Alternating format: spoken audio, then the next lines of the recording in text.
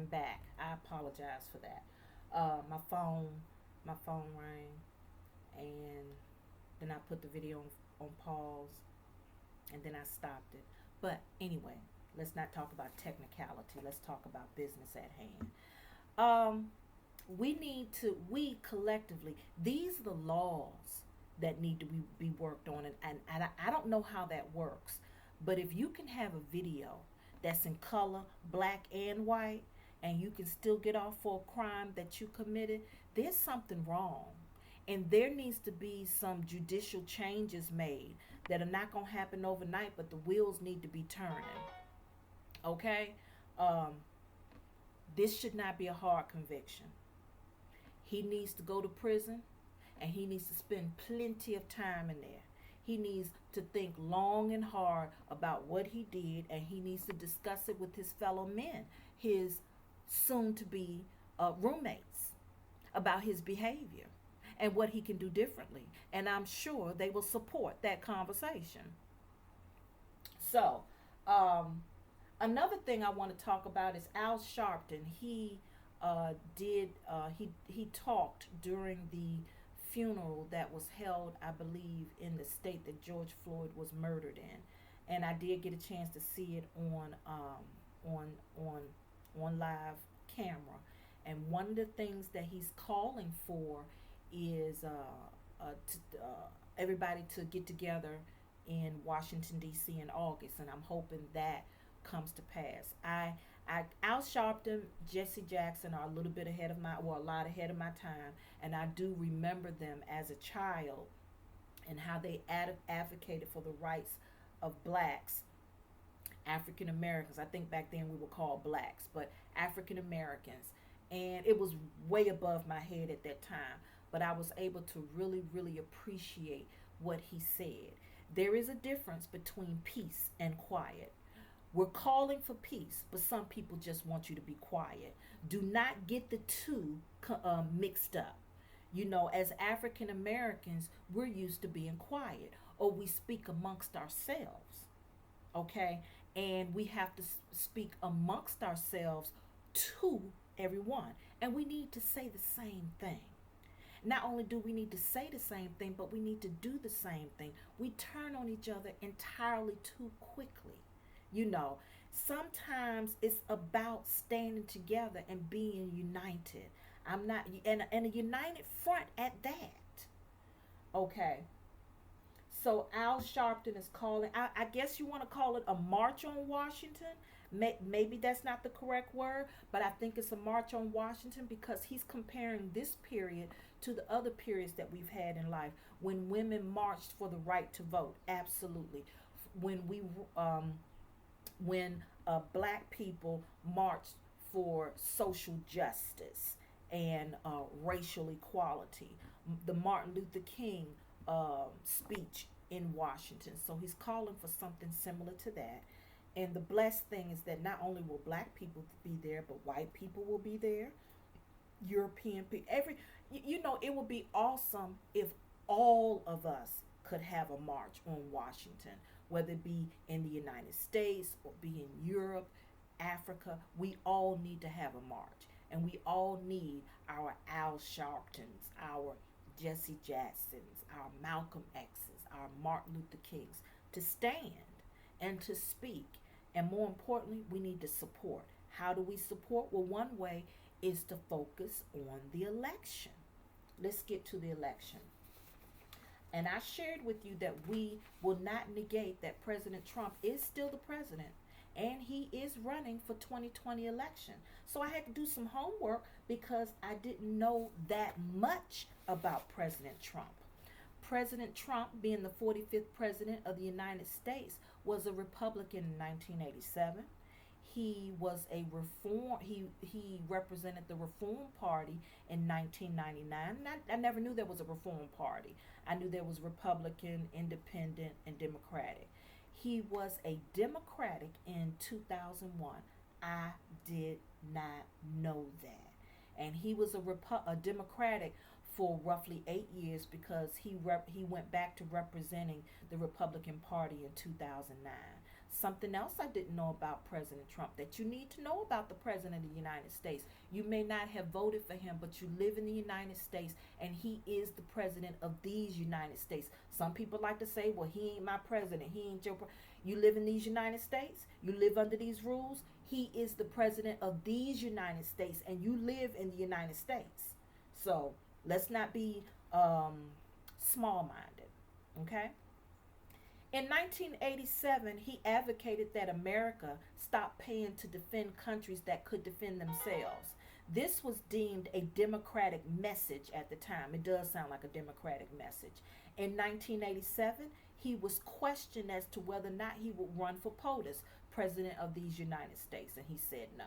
In 1988, he was the 10th most admired man in the United States. He was voted the 10th most admired man in the United States. In 1999, he sought the nomination for the Reform Party so he could run for the 2000 election. I didn't know that. That's good to know. So this isn't something that he just woke up and did. This has been in the air since 1987. He considered running for POTUS in 2004. In 2008, he endorsed John McCain for president. I didn't know that because I know their relationship kind of ended on a sour note before John McCain passed away.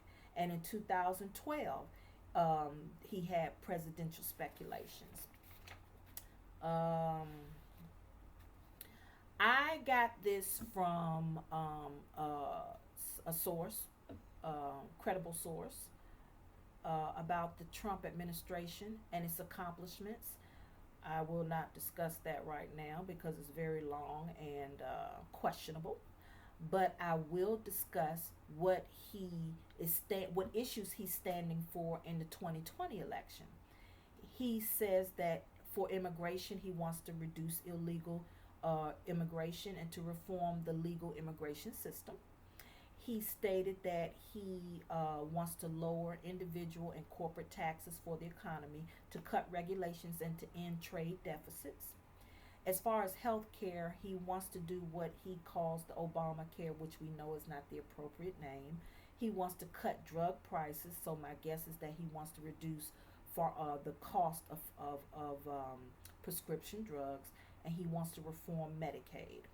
As far as foreign policy is concerned, he wants to challenge international alliances and he wants to embrace his adversaries.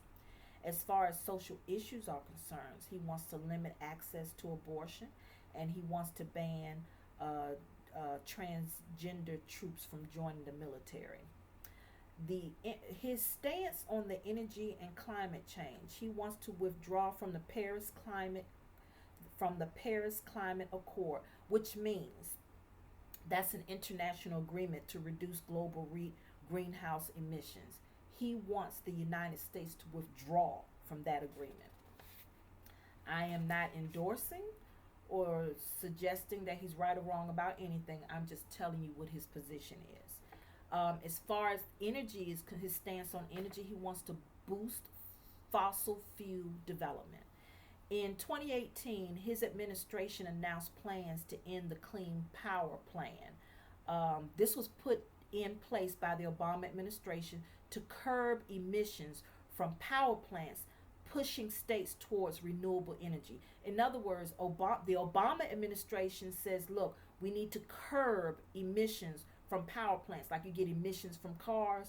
He wants to reduce that from power plants and to push states, to encourage states to strongly suggest that states start using renewable energy. Windmills. Okay.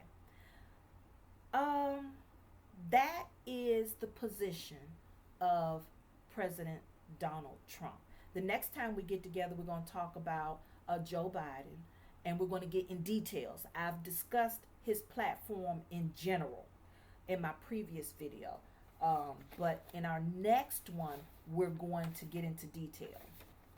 I shared with you that I will continue to call out people's names, those people who died unjustly at the hands of police officers. I do want to pray for justice for the death of Ahmaud Arbery, for Breonna Taylor, and George Floyd. that I can call on many of names, but let's start with those three because those are the most recent. And my prayer is based on social justice. And if you give me one moment, I'll pull it up. Let me go to what does the Bible say about social justice? Isaiah 1 and 17. You have to learn to do good, to seek justice, to correct oppression, bring justice to the fatherless, plead the widow's cause. That is social justice. George Floyd left behind a daughter, and I do not know about Breonna Taylor or Ahmaud Arbery, but there have been other people who have left children behind, and we could talk about them next time. So, Proverbs 31 and 9 says, open your mouth, judge righteously, defend the rights of the poor and the needy. Zechariah 7 9, Zechariah chapter 7, verses 9 through 10. Thus says the Lord of hosts, render true judgment. Show kindness and mercy to one another. Do not oppress the widow, the fatherless, the poor, the sojourner, and let none of you devise evil against another in your heart. That covers a plethora of things. Okay, render justice, render true judgment. So if you're going to render true judgment, it will not be hard to get a fair conviction, a righteous conviction. I would like for us to also pray for our world leaders. So what does the Bible say about leadership? Let's go there. I've given you scriptures. And like I said, I am not a Bible scholar, but it's not hard to understand that some of this is just the difference between right and wrong. The saying is trustworthy. Now we're talking about praying for world leaders or leadership. 1 Timothy chapter 3 verses 1 through 7. The saying is trustworthy. If anyone aspires to be the office of an overseer, he desires a noble task. In this particular case, we're talking about the president.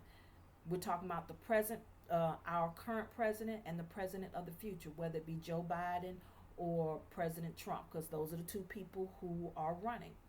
The saying is trustworthy. If anyone aspires to be the office of an overseer, he desires a noble task. Therefore, an overseer must be above reproach, the husband of one wife, sober-minded, self-controlled, respectable, hospitable, able to teach, not a drunkard, not violent but gentle, not quarrelsome, not a lover of money. He must manage his own household well, with all dignity, keeping his children submissive. For if someone does not know how to manage his own household, how will he care for, in this particular case, God's church? But if you are a leader, it is the same as with these United States. Now, to me, that was President Barack Obama. Okay, he wasn't quarrelsome. He had one wife. He was sober-minded. He had self-control. He was hospitable. He was respectable. He was able to teach. He wasn't a drunkard. He wasn't violent. He was gentle. He wasn't quarrelsome. He managed his own household. Okay? So that is the person who needs to be the president of these United States. And not only do we need to pray for the president who's going to come in, we need to pray for him as he is ushered through the next 8 years. President Obama endorsed Joe Biden. I do hope that you got something out of this platform. It is my goal to deliver and to educate not only myself but you. Finally, with the last few minutes, I just want to give a shout out to some of the people who left us entirely too soon, who died, who were murdered by the hands of police officers. Mr. Demario Bass was 29 years old. This is 2018. He was a black male, and he died in Calhoun, Georgia. Miss Tamika Lachey Simpson was a 27-year-old female, black female, who died in December of 2018. I apologize. She's the one that passed away in Calhoun, Georgia, and Demario Bass died in St. Louis, Missouri. Both of these are black individuals who died at the hands of police officers in 2018. Mr. Marcus Neal was a 47-year-old black male who passed away in December of 2018, Buffalo, New York. Mr. Christopher DeAndre Mitchell was a 23-year-old black male who died December 2018 in Torrance, California. Hold on. Mr. Joshua Boyd, 24-year-old black male, died at the hands of the police in Savannah, Georgia. Mr. Let's see, Julius Irvin Tate Jr., 16-year-old male, Columbus, Ohio, December 2018. Mr. DiMaggio McNeely, 53-year-old black male, December 2018, McDonald, Georgia. And I'm going to stop at Mr. Anthony M. Edwards, 33-year-old male, Belgrade, Philadelphia, Pennsylvania. These men have left behind mothers, sisters, children.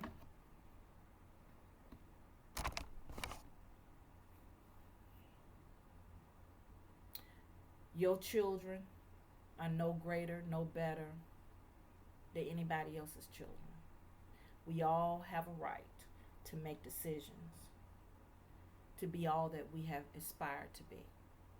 This is the Channel for Change. My name is Miss Angela Platt. I do hope that you got something out of my platform. If you did, please give me some thumbs ups, give me some likes, subscribe to my channel, give me constructive criticism, constructive critique. Send me some notes. Love you. Be blessed. Bye bye.